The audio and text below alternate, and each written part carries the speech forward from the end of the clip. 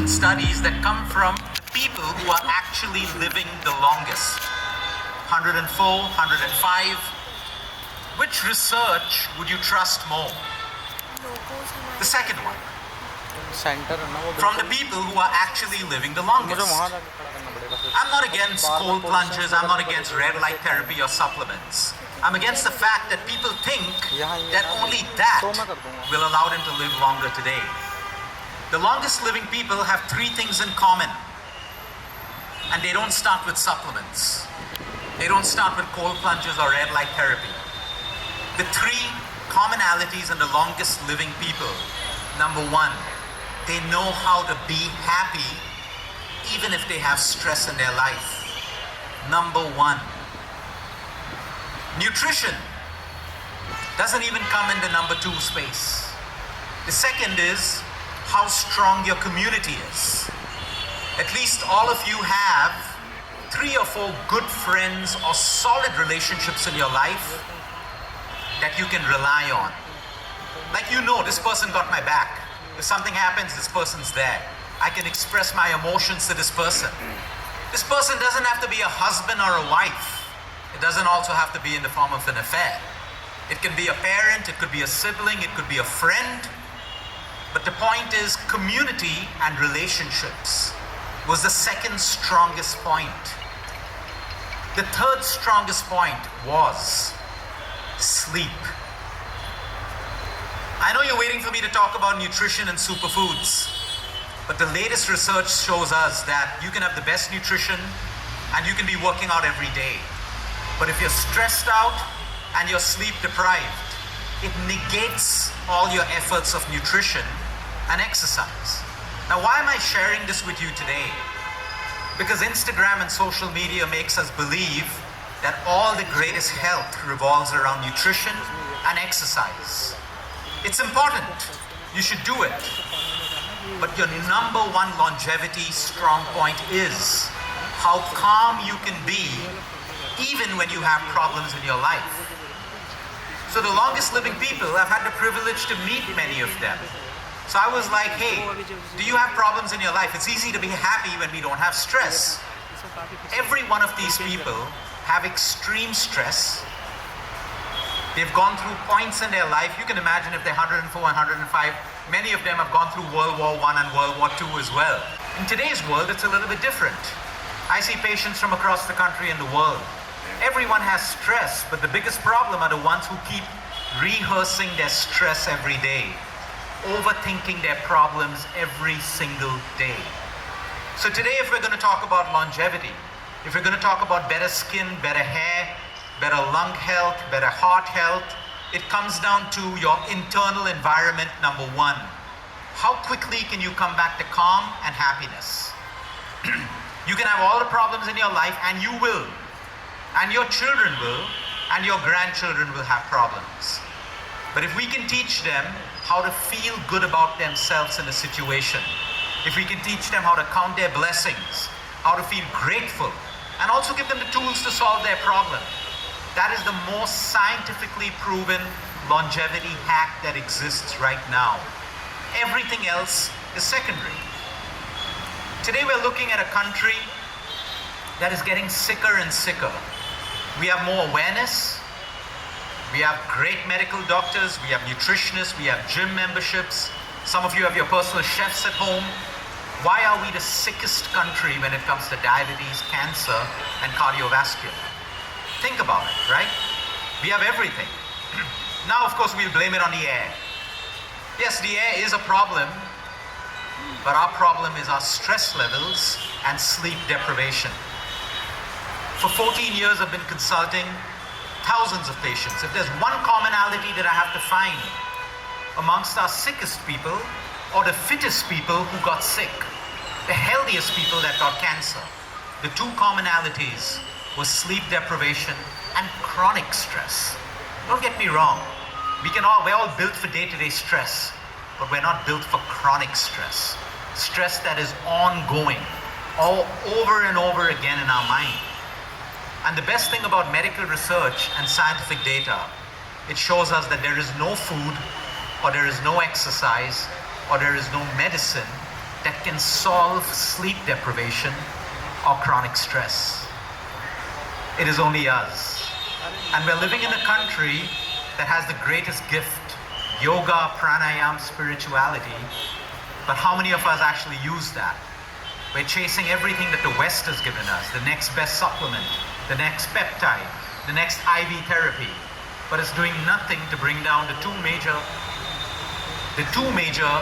causes of rapid aging and disease, chronic stress and sleep deprivation. All of you are here today to learn. You have a great panel starting right now. While you continue to invest in your nutrition and your exercise, I want to inspire all of you. It's not just me saying it, it's the science. It's almost useless unless you start to feel calm within yourself and you start to learn how to sleep a little bit deeper. Note, I didn't say longer. Longer sleep is not healthier. Deeper sleep is where the magic in the medicine is. So I hope all of you enjoyed today's session. I hope you're going to be part of the panel and everything else. I hope you're going to learn, and what you learn, more importantly than that, is put it into action. Right now, if you ask me, the biggest problem in our country, of course, is air pollution. But the second is a lack of human action. We all know what we should do, but we don't do it. We all know what can change our life and health right now, but we have a lack of action. The biggest problem in our country right now is human behavior. So I'm hoping to inspire each and every one of us. What are those little actions that we can take every single day? They don't have to be complicated. They don't have to be expensive. They have to be simple, and they have to be consistent. I welcome all of you to today's amazing GlobalSpa Fit and Fab session, and I hope all of you will derive inspiration and, more importantly, put it into action. Welcome everyone, and have a great day. Thank you. WELLFEST is, of course, all about wellness and, having fun with wellness. And like Luke said, he's our first panelist. He's coming from Goa. I think you all know him well enough, but I'm going to give you a little bit of... He's the best holistic wellness coach that our country has, and he's helped millions of people, not only in India, but all over the world, actually solve their problems. And he's going to take us through a lot of things that we want to know from him. So he's the pioneer in integrative lifestyle wellness. I think everybody knows that already. Luke, welcome. Please take a seat. Then we have Dr. Geetika Mittal, and another powerhouse in the world of wellness and aesthetics. Dr. Geetika is someone who has redefined modern skincare, and we know if you're going to live long, we want to have great skin. So Dr. Geetika is the one who's going to help us with that. Welcome, Geetika. Thank you so much for being with us. Then we have Ramon Llamba, and like he said, stress is a very important factor, and Ramon is a PhD in quantum physics and is the founder of Golden Age Isvara, a holistic wellness center, an expert in mental health, emotional, spiritual well-being, and has been helping people heal in all aspects of life. We have a real great panel. Next we have Atul Rajani. He's the founder of B. He is a pioneering new age nutraceutical and supplement brand. Of course, we do need some bit of nutraceuticals also, Luke. Then we have Sumaya. And last but not the least, she is someone who has pioneered the India's fitness movement with 25 years of experience. She has a bespoke health clubs called the Sumaya, and that's our fabulous panel today. They're going to take us through what longevity is and how vitality is going to help us all live longer and happier. So please guys, take a seat. But in day-to-day life, if somebody really wants to expand their life, not just expand their life, but expand it in a very healthy manner, what do you think are the 3 things that they should incorporate into their life? All right, so I want to add something else about longevity again. We have 2 nervous systems. We have the sympathetic and the parasympathetic. Think of the more time you spend in parasympathetic is longevity, because that's where the repair, the rejuvenation, hormonal balance, everything happens in that system, whether you like it or not. So I think the first thing that I would put at priority at the top would be our emotional wellness and sleep. And then comes everything else, because the whole point is, when do we have bad habits? When do we overeat? When do we choose the wrong foods? When do we choose vices? When the top two are in shift. You know, people mostly emotionally eat. When we're sleep deprived, our cravings change. So basically when we look at longevity today, it's health span. Okay, anything that's good for my health increases my lifespan. My lifespan equals my longevity. So I think when we're keeping it as simple as possible, all right? Everyone's body is different. Like, I'm happy we have someone from the supplement industry. I supplement when I'm deficient. I supplement based on my body goals and my life goals. But the point is the understanding that a supplement cannot change your life without everything around. You know, and that's how longevity, mainly in the West, is being projected today. That take this pill, your mitochondria will increase and you live long. The science is flawed right there. So for me, it will always be sleep, emotional wellness, and because we get that right, we all automatically decide that when we move more, we feel great. Everyone knows. You start exercising, you feel good. And then we start moving into our nutrition. I have to say that at this point in Delhi, the one thing that threatens all our longevity, despite how much you sleep and your emotional wellness, will be the quality of the air. And that's why it's so important that collectively we figure out as a country and as a nation how air will actually get cleaner, because we can be talking about longevity all day, but the point is the air is our biggest threat right now.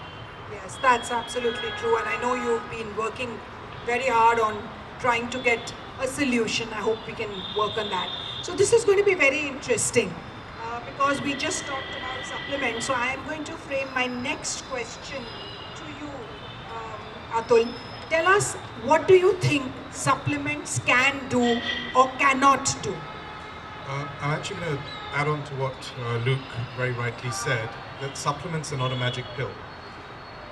You have to have a certain lifestyle, you have to run your body in a certain way so that you can actually achieve the results you wish to get from good food, from supplements, everything that you're taking that is nourishing your body. And tacking on to sleep, again, sleep is where your cells effectively recover and heal. So if you're not sleeping correctly, your body in itself cannot maintain itself and it cannot heal and recover. So sleep is the most important and primary factor you have to look into when it comes to wellness. At the end of the day, be it a gut problem, be it a neuro problem, be it a heart problem, all of these problems start stemming from the fact you're not actually sleeping correctly. So sleep in itself is very, very important. Supplements, I think, are a great way to fill in the gaps that we have in our daily diets, and also help us to achieve certain goals that we may have, be it a fitness goal, be it a sleep goal, be it any goals that we can actually add to supplements play a role in that. So that's great, because it has to be everything in moderation, I guess, like the way both of you have put it in. I'll come to Geetika. Like I said earlier also, that if we live longer, we obviously want to have great skin. So what is your view on keeping your skin looking great, healthy over a period of time? You know, that's a very interesting question, Parineeta, and I think everyone on Instagram is trying to answer it in their own fashion. But we must not forget, skin is actually the largest organ of the body. It's one of the only organ which is reflecting the health of your internal organs.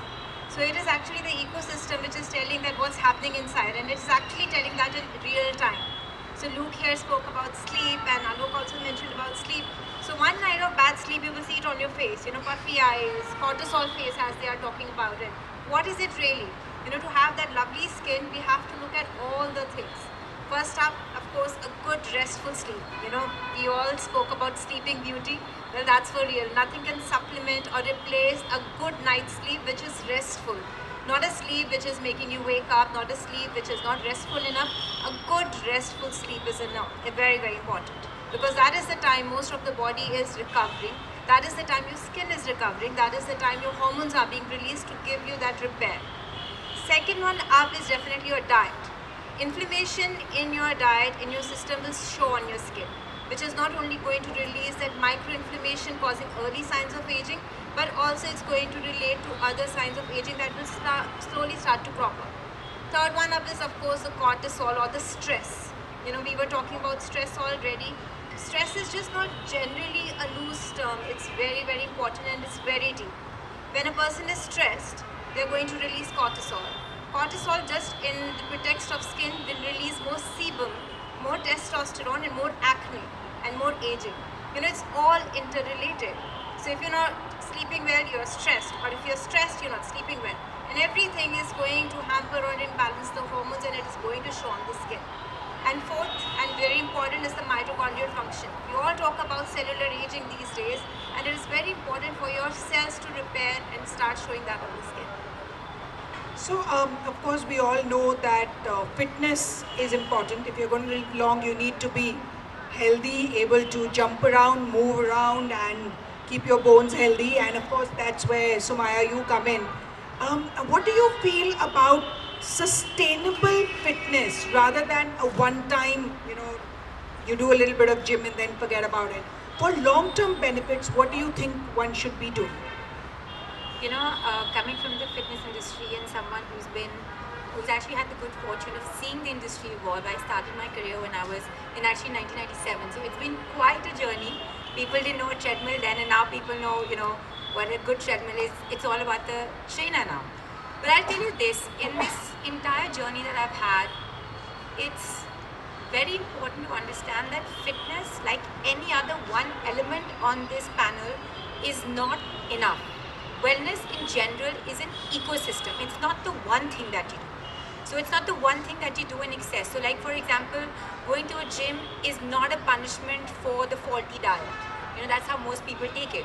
It's about trying to find a balance and build out an ecosystem for yourself, which is very basic. I think all of here right now are sitting here in our respective careers and professions, just trying to sift out the noise for people to say, the world is making wellness very complicated. It's not. It's really as simple as eat, sleep, train, repeat, and be happy. Really, in very small terms. Now, coming back to movement, there was a time when people didn't move.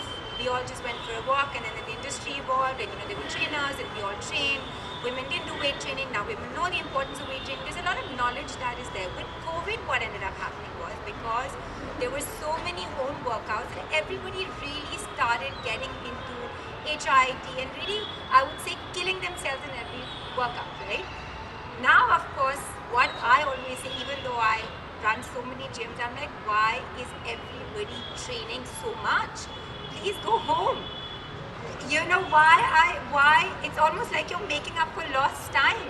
I see people in the gym for 1 hour, 1.5 hours. I don't know what they're doing. And if you actually look at them, they don't really have much to show, because, there is a whole science about how the body gets inflamed. You need to train, and that's for everyone is very different. You need to find your sweet spot where you strength train. Your program needs to be holistic. You need to strength train, you need to have mobility, you need to have flexibility. But the main thing is, even though everyone's going to the gym, but people are not even moving. How many of you really get in those 8,000-10,000 steps a day? Okay, that's a lot of them. That's a lot of them, I say. So if you ask me, if I had an hour to spare, what would I pick? I would pick going for a walk over going to the gym, because for me, I know I can go to the gym for half an hour, and that's all I really need. So to be in this, now I've been doing it again for so many years, find your sweet spot, be active through the day, make sure your workouts are progressively overloading you, of course. You train as women, you're not going to get bulky. There's so much science about perimenopause, estrogen, how training supports all that, but at the same time, every workout cannot be a workout that leaves you not being able to walk home or not being able to get out of your bed. It needs to be restorative. So a good strength training session will actually make you feel exhilarated the next day with a few, a little bit of DOMs here and there, but that's it. A good workout is not always supposed to leave you in pain. Actually, I saw a very interesting Instagram post by somebody. There was this boy who had done legs that day, and he couldn't walk down the steps. He was actually rolling down the steps. So that was I really think, while I love the fact that now everybody is going to the gym and it's a thing. At my time when I started, people didn't know how to get to a gym. Now everyone's going to a gym, But I just feel that you need to find your sweet spot. Stop overtraining. That's my main goal. So we've covered physical, we've covered aesthetic, but we all know that emotional energy plays an equally powerful role. So Ramon, how do energy and emotional alignment influence our overall vitality? It's really important to recognize that we as a human being are nothing but a biochemical machine. And everything about our biology, our psychology, our physical container is the chemicals that our brain produces. And it's really important to know that the human brain has the capacity to produce 1,300 chemicals, the largest pharmacy on the planet. And these chemicals translate to become our emotions.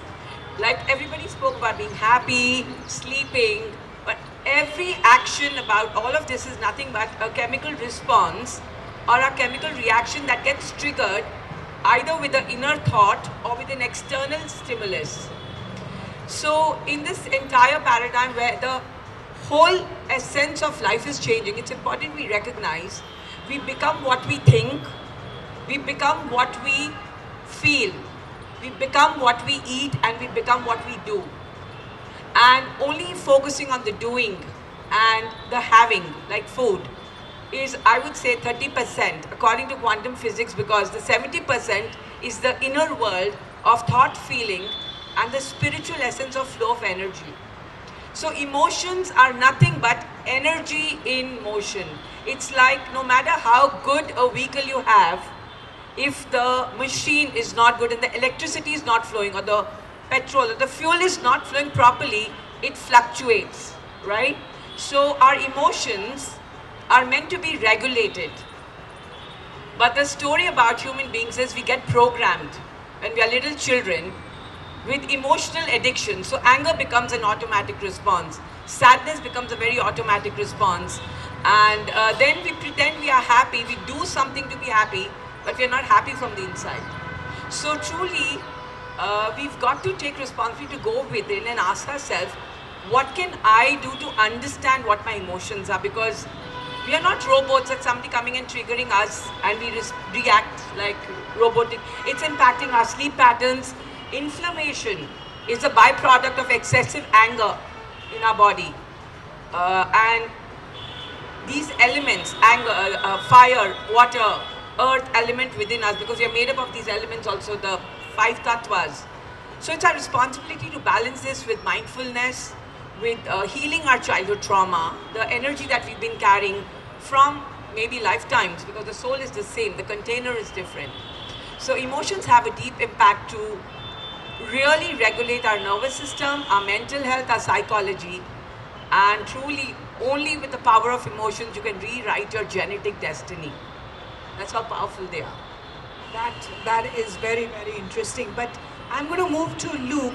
Luke, tell us simple ways in daily life that you can expand your lifespan easily, but in daily life. Yeah, so in daily life, like she rightly said, if we want to keep the machine going, what do we need? So sleep is one. Again, people are confused because when I talk about sleep, people are saying, we can't do it. We can't hit 8 hours. But the point is, it isn't about 8 hours. It's about our REMs and non-REMs. Some people get it in 6 hours.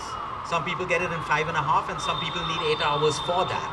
So I think the simplest thing is, I believe every change happens in the body when it first gets planned in the mind. And, you can decide to want to lose weight. But first, unless you have the whole plan in your mind right and you're willing to commit to it in your mind, can it actually become an action? So even the simplest thing of just setting your bedtime and your wake-up time. 5 out of 7 days, keep your weekend for you. Just that. So if it's 10, get into bed at 10. If it's 11, get into bed at 11. Even if it's 12. Okay, we're not going to preach about, the 2 hours before bedtime. Let's first get the cycle right. Even that little change of the same bedtime and the same wake-up time is enough to start us building the habit of deep sleep. Then we have the impractical ones, which even I can't follow. Phones off 1 hour before bedtime. I have US patients, etc. There's still a biohack. I'll use blue blockers. I'll minimize it by maybe 50%, but 50% is better than nothing at all. So I think really the low-hanging fruit is sleep. Now, a lot of you will be wondering, how come you don't see this on Instagram? The sleep and the stress part sold so strongly when it comes to health, because you can't make money out of it. You actually can't really make money out of it. And we really drive what you can make money out of. So the meta-analysis studies that I spoke to you about, sleep and stress, is not new. It's existed for 20 years. But it doesn't come to the limelight because, hey, what do you get out of it? You know, so sleep is actually simple. And I think we work with immunologists very closely because our field is cancer. And today every immunologist says, hey, Luke, we can give immunotherapy, but if you are sleep deprived, we cannot guarantee you the outcome of the immunotherapy. So even your medicine works better. I'm sure you will add that your supplements effectiveness will be better when you sleep better. So the simple thing, it's like if you've had children, you gave them a bedtime, right? Why not yourself? You're still human. You may not be a kid, but you're still human.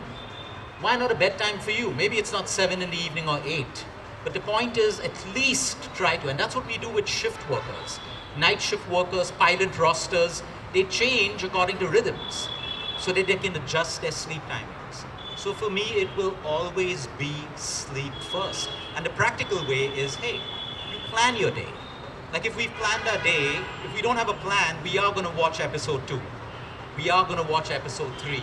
There's no doubt about that. But if we have a plan, I will still watch episode 1 and I will still sleep on time. It all comes about selecting our priorities and our values. You know, for me, it's always going to be sleep. That's the number one practical tool. 2, what she rightly said about exercise. How many of you wear a Whoop band? Any of you wear a Whoop band? Okay. The reason why I like this particular band is because of the data. So many people come to us with their activity bang on. They're hitting a strain, working out. But their recovery is in red. These people will get sicker, more inflamed, and if they're women, their perimenopause and menopause will be a disaster. Because hormones balance in recovery. But like she rightfully pointed out, most women and men are overtraining today, if not undertraining. And the point is, in your recovery, that's where the magic's going to happen. So I think keep your exercise consistent and smart. What does your body need? Strength, work on that. But your recovery. So in fact, we have a simple thing that we tell our patients and everyone else. If you've slept lesser than 6 hours, you should not work out. Your workout will become more harmful for you. Maybe that day you do a light walk and some yoga. But if you're sleep deprived and you're working out, you're actually making a workout harmful for you. So keep your exercise consistent. When it comes to nutrition, the most practical tip would be more home food, less outside food, number 1. Number 2, protein is a hype in our country. Most people need to correct their deficiency. If you're deficient, get to your adequate amount. But high protein gets you 0 results unless you're building a body, you're training, you want muscle, and you're adding your macros accordingly. But people thinking that if I have more protein, I'll lose weight, that is the biggest misconception. Your food should make you happy. It should not be something that, oh, I don't want to be on this. It's a diet. I don't want to eat this. It should bring you psychological joy. Because if you're in the sympathetic nervous system while you're digesting, you will have indigestion. But when you eat when you're happy, and you can make sure that your plate is 90% real food, most people don't need more than that. And of course, if you have a disease, you eat for your disease. But these are the most practical points. And I think she beautifully pointed out that all our stress comes from a thought and a perception. Like all of us, for some people, the Delhi pollution won't even stress them out. And I'm happy for those people because they perceive it differently. Hey, this is home. Deal with it. It is what it is. I need to move on with life. It's a perception. But all of our perceptions are formed mainly today by our biggest threat, which is social media. All of our opinions and perception. Even if we want to be happy, we were probably happier before we started scrolling. And then 10 minutes later, you feel sad, inadequate. But you were happy before. What made you happy post? Find out what you followed, who you followed, what you saw, whose life you were trying to stalk. And you'll find out your reasons for unhappiness because it all starts with perception and thoughts, like she rightly said. So these are the most practical ways, and everything I spoke about, it doesn't cost money. But the point is today the world wants something that is complicated because otherwise simplicity doesn't work. That's how it is. I have something interesting to share on sleep. There was a very close friend of ours who was in ICU and my son had to give blood for her.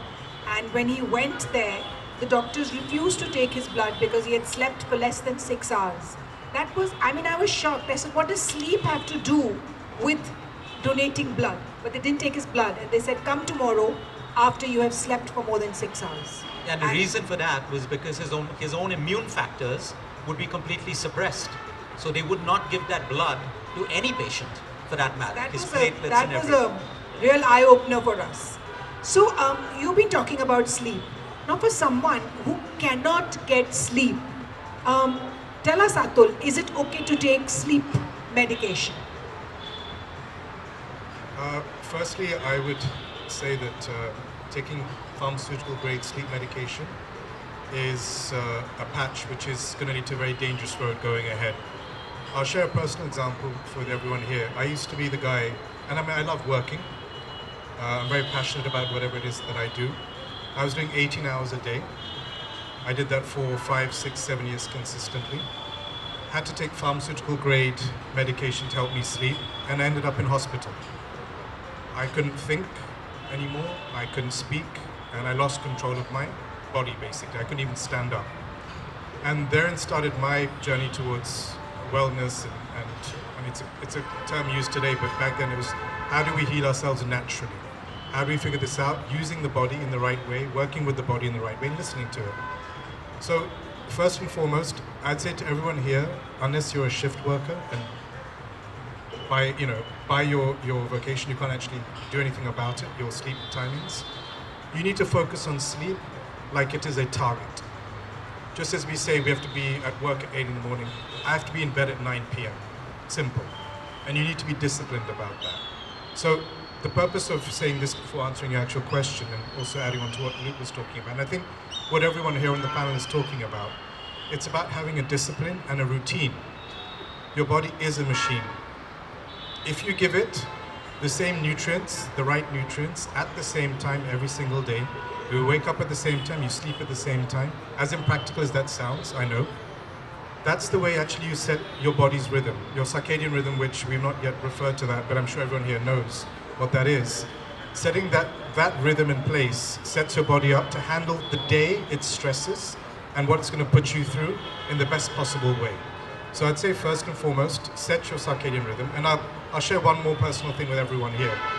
I wake up at 5:30 in the morning every single day. I have a routine which I follow. I mean, simply getting ready, having a shower. I do my prayers for 15 minutes. That gives me some shanti for what the day is about to put onto me, my Hanuman Chalisa, etc., etc. And after that, I have a breakfast, and I head to work. Have a fixed hours. I fix a minimum amount of hours I'm going to spend with my daughter every single day. She's 2.5. That gives me pure happiness and joy. That actually regulates my emotional stability and capability. I train for 2.5 hours. Sorry, that's too much. But that I split it up morning and evening. I eat at the same time and I sleep at the same time, with a regularity that my wife thinks I'm insane. But fundamentally, if you want to genuinely achieve results in longevity, you want to achieve results from your supplements, you want to enjoy results from your gym, you want to enjoy results in every aspect of life. Discipline and a routine is the most important thing, as long as they are healthy. Coming on to supplements. With supplements, I would say that from a natural perspective, you should take them for a certain period of time. So normally we would recommend 2 weeks if you're setting your circadian rhythm. More than that is not necessary. If you follow your sleep protocols, you sleep at the right time, wake up at the right time, you're eating in a healthy fashion, you're exercising, supplements for 2 weeks to set your sleep rhythm is more than enough. You just said about your wife finding you insane. I think every wife finds her husband insane. Right, girls?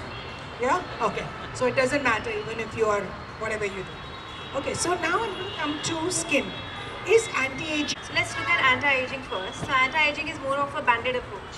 You know, whatever damage has happened, you're just trying to undo that damage by doing anti-aging, which can be, doing quick laser resurfacing, quick chemical peels, or quick injectables to undo what has happened. So that's anti-aging. People, they are not looking into what had happened, not doing the preventative things like, using your retinols or sunblocks, but suddenly they wake up and they're like, whoa, there is aging, there are lines, I want to do something about it, and they get on this bandwagon of anti-aging. And still they might not be looking into their nutrition or sleep, but they are just following whatever is being shown to them or sold to them. But when it comes to longevity, it is going deeper. It is looking at more regeneration, and I'm so thankful to the development in the aesthetic world today that it is going towards longevity. In fact, we were speaking about it. Like in my practice itself, we are doing such less injectables. There was a time when people would just come to us, oh, give us this filler, give us those lips, and there would be that overfill syndrome, everyone's looking clones of each other. But now people want that healthy collagen, that firmness in the skin, the elasticity in the skin, which is coming with longevity. There are treatments which working with biostimulation of your own collagen like Profilo. It's such a wonderful treatment, so much science behind it, and it stimulates your own collagen in the natural way to give you that youthfulness. There are IV drips also which are given to the patients for supplementing those micronutrients if need be. There are also treatments which are working with lasers to work on that longevity. So there are a lot of things, oxygen chambers are there, IV drips are there, hydrocolon therapy to work on the gut, but that is working for long-term longevity.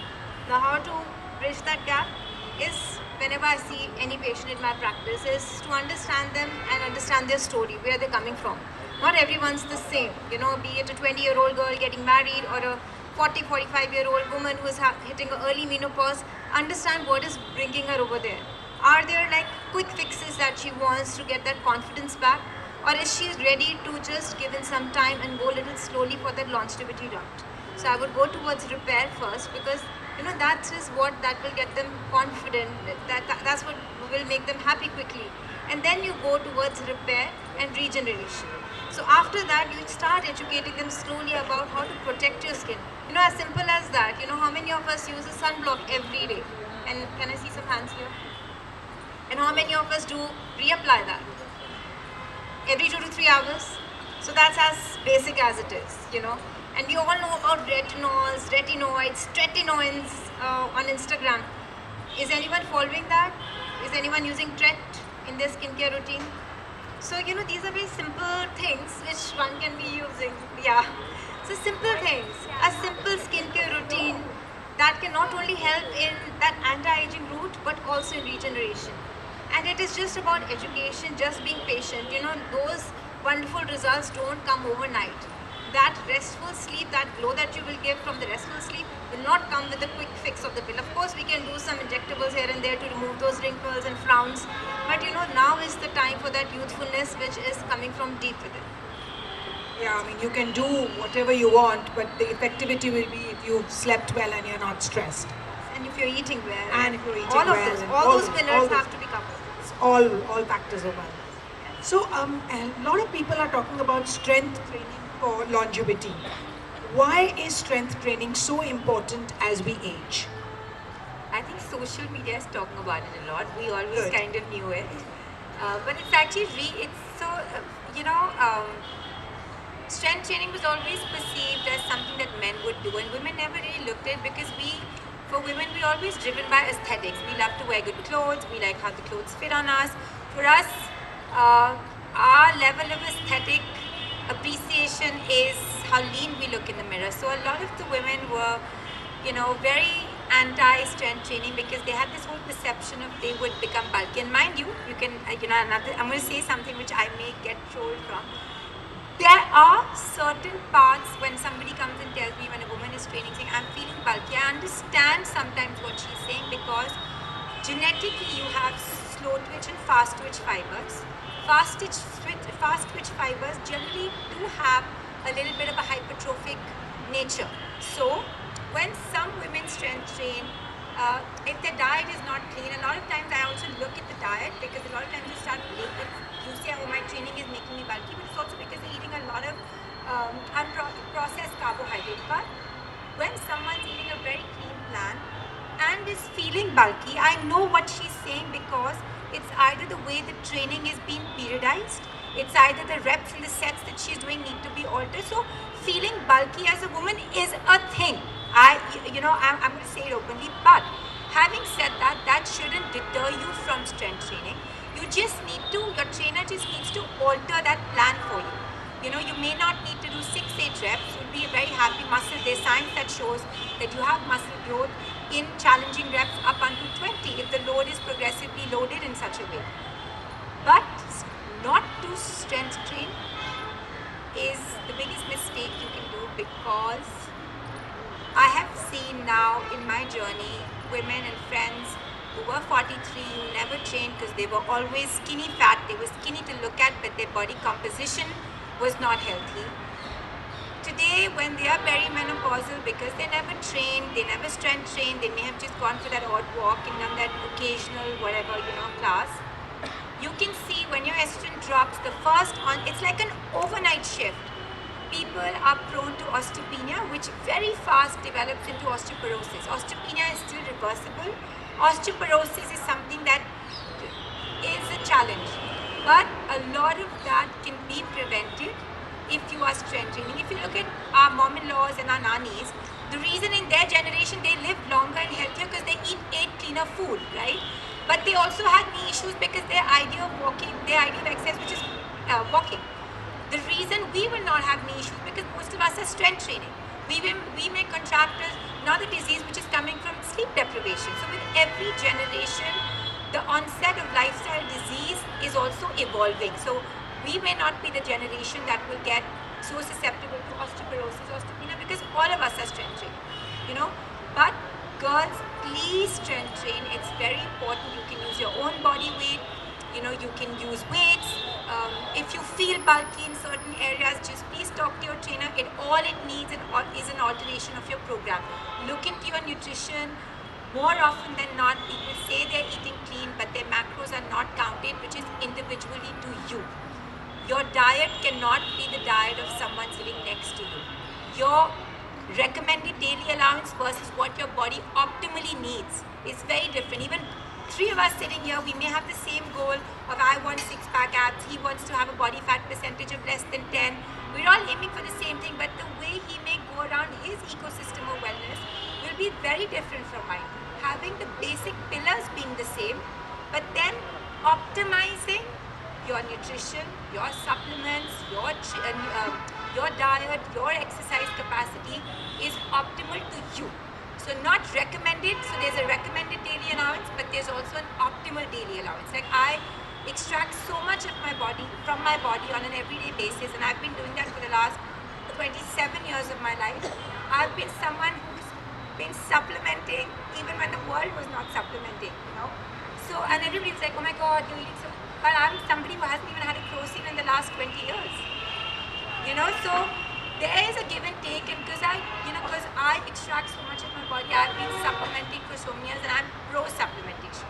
Because when you are demanding a lot out of your body, and you're also nutritionally restricting yourself, because I'm a very careful eater, I eat this, I won't eat that. So certain times I go long hours without food because I rather not eat out, I rather go home and eat. So there are people like us who also have nutritional deficiencies which we need to make up for. So supplements, sleep, supplements, train, sleep, and repeat. Yes, exactly. Consistency. What all of you have been talking about. And like Ramon keeps saying, it's all in the mind. So Ramon, you work with healing, consciousness, inner transformation. What are some emotional patterns that you see repeatedly that block people from living a happy life? Like I previously said, we don't even know that by default, through our environmental conditioning, we've gotten emotionally addicted to certain emotions, right? So we carry a lot inside us, and currently, would everybody agree with me that something on the planet is changing? Something is shaking up internally, and we're all feeling very overwhelmed. Our old suppressed memories showing up. So, as Carl Jung, the psychologist, said that no matter how much you work on the outside, no matter how spiritually you grow, till you've not really gone into the dark side of your shadow, your unconscious memory, that holds your emotional wounds. Like we get physically wounded, right? We go to a hospital and we correct ourselves. Each one of us are not even aware that somewhere in the wear and tear of our life, we got emotionally and psychologically wounded. And our anger, when we lash out at someone, it's our shadow, a dark side coming out. When we are fearful, our mind is giving us stories that are not even relevant. I mean, our life is very perfect on the outside, but my mind is not calm and I can't sleep, I can't be happy. So these are few patterns that we are programmed. Our emotional thought patterns, are emotional addicted memories that keep showing up. And the most important thing I feel that we are stuck to, I've met so many people, they're so successful, but this constant nagging of an inner voice that says, I'm not worthy, I'm not good enough. And we need to go there and heal these unconscious shadows, because no matter what you do, if you've not healed them, they will show up as disease in your body, because your issues are stored in your tissues. And they come out as your disease, if not now, at some point, mental disease, emotional disease, either a physical disease, or if nothing else, then a spiritual disease, that's your karma. So it's really important to understand that we are stuck in these patterns, and they show up in the most sacred space, our core relationships. We don't go and lash out on the outside world. We don't do all the drama and feel guilty about someone outside. It comes out in the most sacred space, our core people that we love. So it's important to pause and become conscious. And one of the most elegant things I would like to share about consciousness is our emotional memories and patterns are stored in our unconscious. It's a dark basement. But the thumb rule is, when consciousness observes the unconscious, the conscious has to become the unconscious has to become conscious. So it's a level of awareness. See, there are no good people or bad people on the planet. God did not make anybody good or bad. The only difference is there are aware people and unaware people. So my invitation is become conscious and become aware. You know, and that's where the entire game changes. Yes. So as we can see, all of you on the panel are speaking about balance, about being able to balance your life. You know, good health comes from good sleep, good exercise, good emotional health, good skin, very important, and of course a bit of supplementation. So I'm actually going to now, I know everybody wants to ask questions, so I'm going to open this up to questions. Does anybody have any questions that they want to ask? I'm sure there are plenty. Mike, yeah.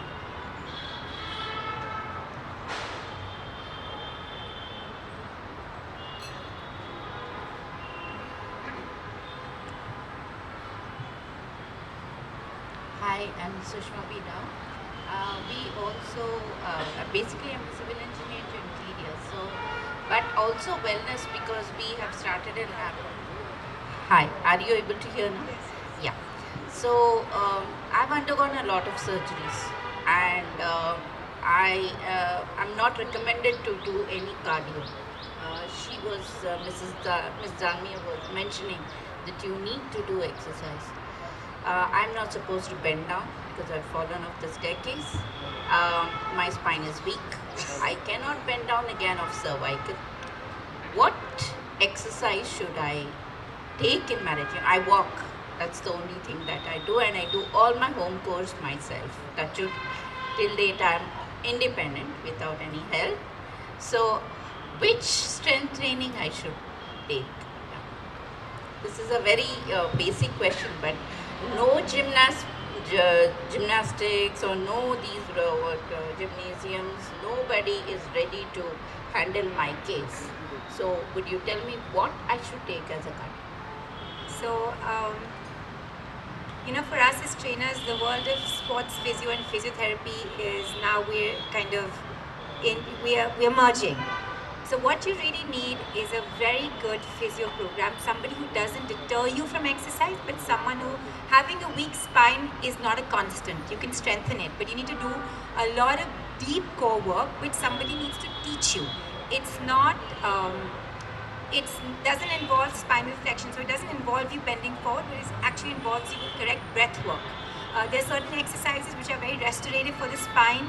There are certain exercises where you look at the core as an ecosystem. So core training, a lot of glute work, and these are basic exercises. We don't need weights. You can actually do them once you learn them with bands.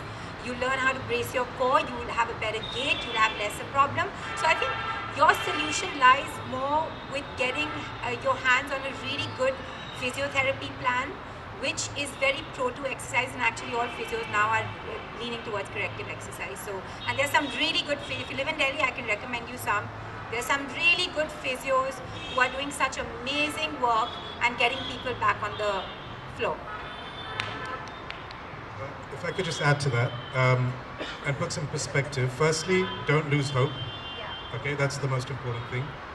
At the age of 25, and I say this from experience, at the age of 25, I was told that, Atul, you're going to be a cripple. What's left of your spine, we're going to take out the discs and fuse the bone together, and then we're going to put you in a wheelchair. At 47, I'm lifting heavier than I did when I was 25, and I'm far more active than I was when I was 25. So, and the key to that success, step by step, I'll explain that to you, and we'll speak offline. First is, very rightly said, get a great physiotherapist. I have one who's recommended top 3 in the world. He's a very dear friend. I'll give you his details. Please connect. Build a program with him or with any other physio who you connect with, and they'll build a program where you can compensate for where you have issues. Again, like we were talking about the core. If your back is weak, you can build a strong core. It takes the stress off your back muscles and off of your spine. So you can actually build a program and then start being proactive about it. And you will get to a point where you'll have more than a happy and physical life. So I'll add something very interesting and innovative to it. But whatever they have said makes sense, building up the core, right? So I had spondylolisthesis, due to which I could not work out, and I was always into this, I want to be strong, and I was that skinny fat, that's she was talking about. But I knew that I was not strong. And the moment I had babies, I knew that I had to lift them up, I have to lift my shopping bags, I have to also go to work, how to be strong, and I want to wear heels. Then I came across this amazing technology, which we have at our clinic, and you can read about it. Even the NASA scientists are using it. It's called Sculpt Neo. It's a US FDA approved technology, which is the only one that helps you build up your muscle mass. Because it gives you contractions, which is equivalent to 20,000 crunches. And that is what helped me build up my core. Physio is great, but I didn't have the time and it was too slow. I'll again go to the gym, and then my back will be hurt, and then I'll have a spasm again on the bed. But what gave me back my core and the strength was this beautiful technology. Because this not only gave me the confidence, but also the core strength. And now I go to the gym, I enjoy my workout, I'm doing my squats, and I'm super happy. So feel free, I will be happy to help you. Get in touch. Hi, my name is Sonia. So my question is that what are those must supplements which you think that food cannot provide and it's a must for everyone? So this is something I need to know.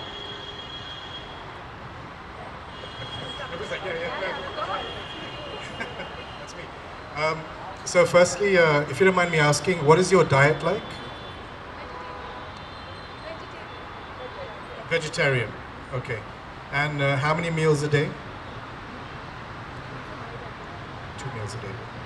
And what supplements are you currently taking?